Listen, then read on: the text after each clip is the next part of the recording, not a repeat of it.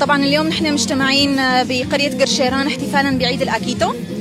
طبعا إذا حكينا شوي على أكيتو شو معناه وليش عم نحتفل بهالعيد، طبعا نحن كشعب سرياني آشوري بابلي طبعا تاريخنا كتير قديم في بلاد ما بين النهرين، فصار لنا 6776 سنة عم نحتفل بهالعيد. طبعا هالعيد هو عبارة عن 12 يوم احتفال.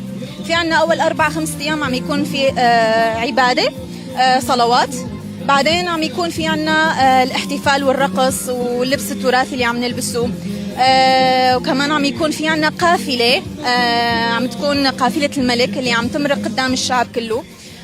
هل هذا الشيء معناه انه اولا الملك بيتعهد للشعب انه انا بخدمتكم؟ طبعا عم يجمع الشعب كمان حواليه لحتى نكون او نبين تضامننا مع بعض.